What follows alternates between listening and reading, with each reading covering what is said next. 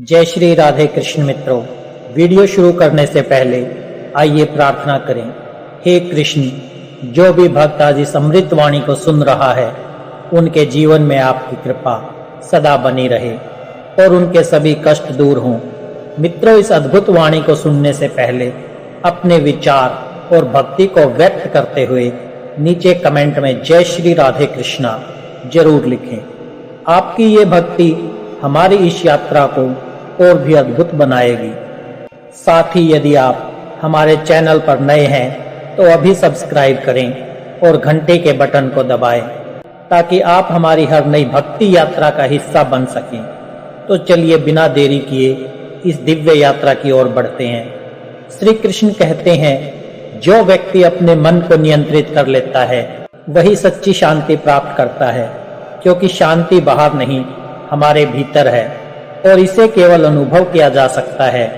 बहुत से लोग जीवन भर शांति की तलाश में इधर उधर भटकते रहते हैं। कोई सोचता है कि धन आने से शांति मिलेगी, कोई मानता है कि सफलता से शांति मिलेगी, तो कोई ये मान कर बैठता है कि जब सब कुछ अपनी इच्छा के अनुसार होगा तब उसे सुकून मिलेगा।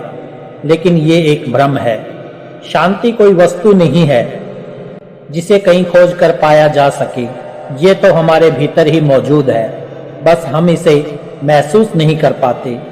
जिस तरह एक कमल का फूल कीचड़ में रहकर भी खिलता है, उसी तरह हमारी शांति भी बाहरी परिस्थितियों से प्रभावित नहीं होनी चाहिए।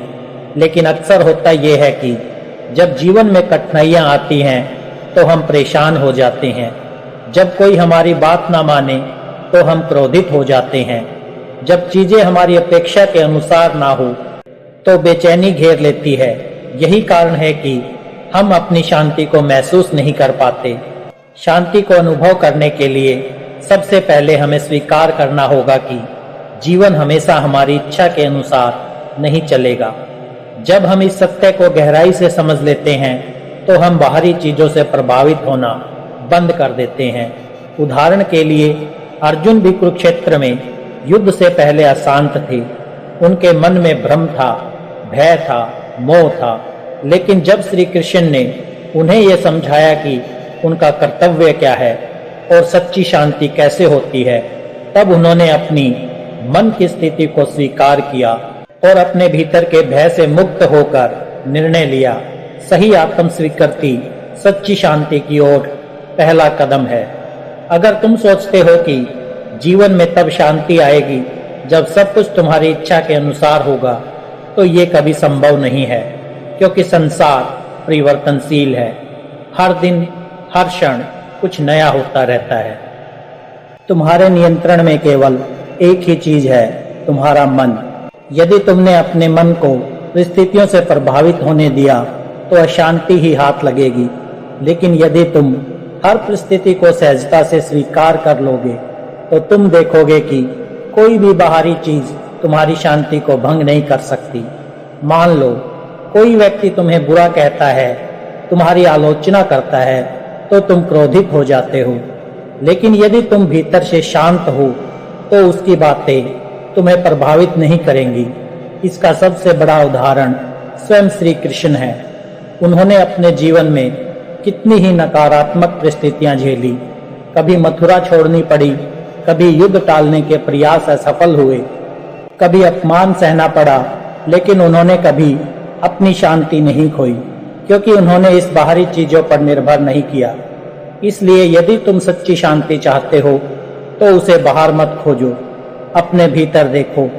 जब तुम परिस्थितियों को सहजता से स्वीकार करने लगोगे तो तुम्हें लगेगा कि शांति तो हमेशा से तुम्हारे अंदर ही थी, बस तुमने इसे महसूस नहीं किया था।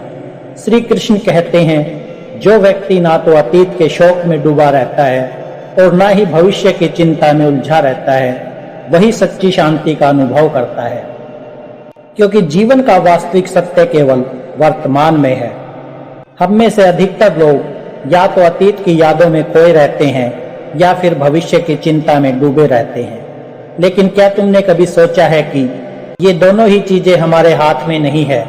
जो बीत गया उसे बदला नहीं जा सकता और जो आने वाला है वो पूरी तरह अनिश्चित है। फिर भी हम इन्हीं दोनों चीजों में उलझे रहकर अपने सबसे अनमोल समय वर्तमान को गवा देते हैं। कल्पना करो कि एक व्यक्ति किसी नदी को पार कर रहा है। अगर वो बार बार पीछे मुड़कर देखेगा कि उसने कितनी दूरी तय कर ली, या फिर इस डर में रहेगा कि आगे का सफर कितना कठिन होगा, तो क्या वो संतुलन बनाए रख पाएगा? बिल्कुल नहीं। वो या तो गिर जाएगा या बहाव में बह जाएगा। यही हमारे जीवन का सच है। यदि हम अपने अतीत की गलतियों, दुखों और बीती हुई खुशियों में ही उलझे रहेंगे तो हम आगे नहीं बढ़ पाएंगे, और यदि हम आने वाले कल की चिंता में ही डूबे रहेंगे तो हमारा आज व्यर्थ चला जाएगा। महाभारत में अर्जुन के साथ भी यही हुआ। जब उसने कुरुक्षेत्र में अपने ही संबंधियों को युद्ध के लिए खड़ा देखा तो वो अतीत की यादों और भविष्य की आशंकाओं में उलझ गया। उसे याद आया कि ये सभी उनके अपने हैं। उसका बचपन उनके साथ बीता, उसने उनसे प्रेम किया और अब उन्हीं से युद्ध करना है। वो सोचने लगा कि इस युद्ध का भविष्य में क्या परिणाम होगा। अगर वो जीता तो भी उसे दुख होगा, और अगर वो हारा तब सब कुछ समाप्त हो जाएगा। इस मानसिक उथल पुथल के कारण वो अपने वर्तमान कर्तव्य को ही भूल गया। तब श्री कृष्ण ने उसे सिखाया कि ना तो अतीत को पकड़कर बैठना उचित है और ना ही भविष्य की चिंता में अपना वर्तमान गंवाना। उन्होंने कहा, अर्जुन, जो बीत गया उस पर शोक मत कर, और जो आने वाला है उसकी चिंता मत कर। तुम्हारा कर्तव्य केवल इस क्षण को जीना है, अपने धर्म का पालन करना है। जब अर्जुन ने इस सत्य को समझा तो उसका सारा भय दूर हो गया और उसने अपने कर्तव्य को पूरी निष्ठा के साथ निभाया। हमारे जीवन में भी यही सत्य लागू होता है। कई बार हम सोचते हैं, काश मैंने वो गलती ना की होती, या अगर ऐसा हो जाता तो कितना अच्छा होता। लेकिन ये सोच केवल हमारे मन को दुख और बेचैनी ही देती है, कोई समाधान नहीं। इसी तरह जब हम सोचते हैं आगे क्या होगा, क्या सब ठीक रहेगा, कहीं कोई परेशानी ना आ जाए, तो हम अपने वर्तमान को खो देते हैं। सच्ची शांति केवल तब मिलेगी जब हम इस क्षण को पूरी तरह से स्वीकार कर लेंगे। जब तुम अपने मन को ये समझा लोगे कि जो बीत गया वो बदल नहीं सकता और जो आने वाला है उसे अभी नियंत्रित नहीं किया जा सकता, तब तुम हर परिस्थिति में शांत रहना सीख जाओगे। इसलिए हर पल को पूरी तरह जियो, क्योंकि यही जीवन का वास्तविक सत्य है। श्री कृष्ण कहते हैं, जो हुआ वो अच्छा हुआ, जो हो रहा है वो अच्छा हो रहा है, और जो होगा वो भी अच्छा ही होगा। इसलिए उन चीजों की चिंता मत करो जिन्हें तुम बदल नहीं सकते। हम जीवन में कई चीजों से जुड़ जाते हैं जिन्हें हम अपनी मुट्ठी में बंद करके रखना चाहते हैं। हमें लगता है कि अगर हम किसी चीज को पकड़ कर रखेंगे तो वो हमारे नियंत्रण में रहेगी, लेकिन सच ये है कि संसार में बहुत सी चीजें ऐसी हैं जिन पर हमारा कोई वश नहीं है, फिर भी हम उन्हें छोड़ने से डरते हैं। कभी रिश्तों को लेकर, कभी बीती हुई बातों को लेकर, तो कभी भविष्य की चिंताओं को लेकर हम बार बार उन घटनाओं पर सोचते हैं जिनका अब कोई समाधान नहीं। लेकिन क्या इससे कुछ बदलता है? नहीं। इससे केवल हमारा मन भारी हो जाता है और अशांति बढ़ जाती है। कल्पना करो कि तुम्हारे हाथ में एक रस्सी है जिसे तुम जोर से पकड़े हुए हो। अगर कोई इसे खींचेगा तो तुम दर्द महसूस करोगे, लेकिन जैसे ही तुम उसे छोड़ दोगे तुम्हारा दर्द भी खत्म हो जाएगा। ये सिद्धांत हमारे जीवन में भी लागू होते हैं।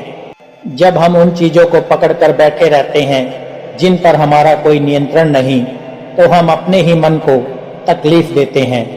लेकिन जैसे ही हम इसे स्वीकार कर लेते हैं, कुछ चीजें हमारे हाथ में नहीं है, हमारा मन हल्का और शांत हो जाता है। महाभारत में ये बात कर्ण के जीवन में साफ दिखाई देती है। कर्ण को जब ये पता चला कि वो कुंती का पुत्र है, तो उसके मन में संघर्ष शुरू हो जाता है। वो सोचता रहा कि अगर उसे पहले से ये सत्य पता होता तो शायद उसका जीवन अलग होता। लेकिन क्या वो समय को वापस ला सकता था? नहीं। फिर भी वो अपने भाग्य से लड़ता रहा और अंत में दुखी ही रहा। वहीं श्री कृष्ण ने अर्जुन को ये सिखाया कि जो बीत चुका है उसे पकड़ कर रखने से केवल कष्ट बढ़ता है। उन्होंने अर्जुन को ये समझाया कि यदि कुछ तुम्हारे हाथ में नहीं है तो उसे लेकर परेशान होने का कोई अर्थ नहीं है। हमारे जीवन में भी ऐसा ही होता है। मान लो कि कोई तुम्हारे साथ अन्याय कर गया, तुमने किसी पर भरोसा किया लेकिन उसने तुम्हें धोखा दे दिया। अब तुम्हारे पास दो रास्ते हैं, या तो तुम इस बात को पकड़कर बैठ जाओ, बार बार सोचो कि ऐसा क्यों हुआ और अपने मन को दुख से भरते रहो, या फिर ये स्वीकार करो कि जो हुआ उसे बदला नहीं जा सकता। जैसे ही तुम इसे स्वीकार करोगे तुम्हारा मन हल्का हो जाएगा। हम कई बार मौसम को बदल नहीं सकते, लेकिन हम उसके अनुसार खुद को ढाल सकते हैं। यदि बारिश हो रही हो तो हम गुस्सा करने की बजाय छाता लेकर बाहर निकलते हैं। यही दृष्टिकोण हमें अपने जीवन में भी अपनाना चाहिए। जिन चीजों पर हमारा नियंत्रण नहीं, उन्हें लेकर परेशान होने की बजाय हमें उन्हें स्वीकार करना सीखना होगा।